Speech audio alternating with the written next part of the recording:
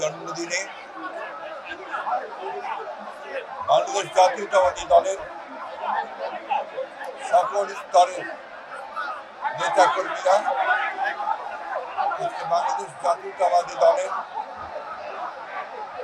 প্রতিষ্ঠাতা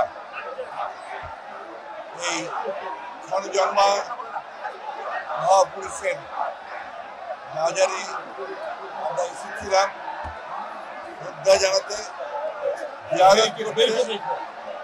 এবং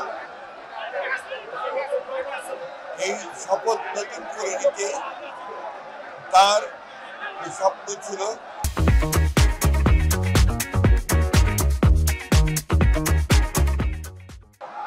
একটি স্বাধীন সার্বভৌম গণতান্ত্রিক বাংলাদেশ, আধুনিক বাংলাদেশ, উন্নত বাংলাদেশ নির্মাণের সেই স্বপ্নকে পূরণ করবার জন্য আমরা বাংলাদেশ জাতীয়তাবাদী দল সকল অঙ্গ সংগঠন আমরা ঐক্যবদ্ধ হয়ে আমরা কাজ করব। আজকে এই মহান নেতার জন্মদিনে বারবার করে আমাদের মনে পড়ছে যে এই নেতা জন্ম না হতো তাহলে বাংলাদেশের স্বাধীনতা অবশ্যই আপনার কি অবস্থায় যেত এটা আমরা ঠিক জানি। শহীদ প্রেসিডেন্ট জিয়া রহমান একদিকে যেমন একজন সৈনিক ছিলেন, বাংলাদেশ স্বাধীনতা ঘোষণা করেছিলেন, তার ঘোষণার মধ্য দিয়েই বাংলাদেশের মানুষ স্বাধীনতা যুদ্ধে মুক্তিযুদ্ধে ঝাঁপিয়ে পড়েছিল। একইভাবে 1975 সালে সিপাহী জনতার বিপ্লবের মধ্য দিয়ে তিনি যখন রাষ্ট্র পরিচালনার দায়িত্বে এসেছিলেন, তিনি বাংলাদেশকে একটি আধুনিক সমৃদ্ধ বাংলাদেশ নির্মাণের জন্য অতি অল্প সময়ের মধ্যে সমস্ত ক্ষেত্রগুলোকে নতুন সংস্কার করে তিনি দাঁড়িয়ে কাজ শুরু করেছিলেন। এবং তিনি প্রথম বাংলাদেশে যে সংস্কার অর্থাৎ একদলীয় শাসন ব্যবস্থা থেকে বহুদলীয় শাসন ব্যবস্থাতে নিয়ে আসেন। তিনি প্রথম যিনি একটা বদ্ধ অর্থনীতিকে, ভ্রান্ত সমাজতান্ত্রিক চিন্তার যে অর্থনীতি ছিল তার থেকে মুক্ত করে তিনি মুক্ত বাজার অর্থনীতির একটা পরিকল্পনা চালু করেন। তার সময় অল্প সময়ের মধ্যে কৃষিতে বিপ্লব হয়েছিল। এই মহান নেতা তিনি যে দলকে তৈরি করেছেন, সেই দল আজকে এত বছর পরেও সমস্ত বাধা বিপত্তি উপেক্ষা করে বাংলাদেশের সর্ববৃহৎ রাজনৈতিক দলে পরিণত হয়েছে। এবং তারই উত্তরসূরি দেশনেত্রী বেগম খালেদা জিয়া তিনি এই দলকে আরো শক্তিশালী করেছেন। এবং আজকে তিনি অসুস্থ অবস্থায় লন্ডনে আছেন।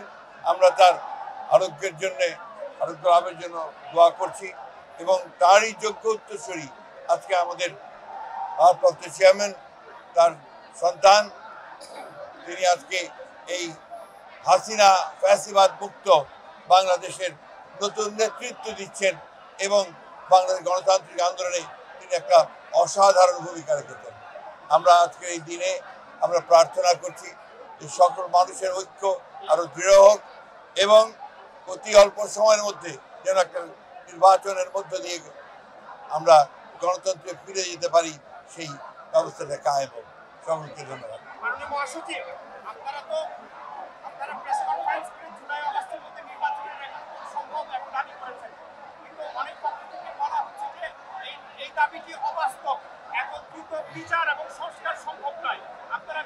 আমরা তো বরাবর এক কথা বলেছি যে সংস্কার এবং নির্বাচনের মধ্যে কোনো বিরোধ নেই।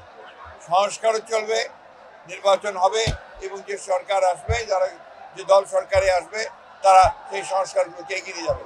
আমরা আমাদের দলের পক্ষ থেকে আমরা পরিষ্কার করে বলতে পারি যে আমরা প্রতিটি সংস্কারকে এগিয়ে নিয়ে যাব।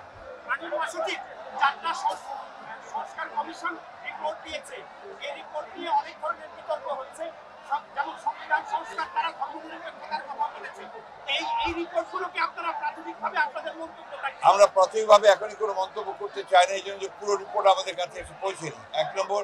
2 নম্বর, এখানে সরকার যেটা বলেছে এবং যে পরিকল্পনা করেছে এই রিপোর্টগুলো পাওয়ার পর রাজনৈতিক দলগুলোর সঙ্গে আলোচনা করবে, তারপরেই সিদ্ধান্ত হবে এবং ঐক্যমত ছাড়া কোনোটাই গ্রহণযোগ্য হবে না।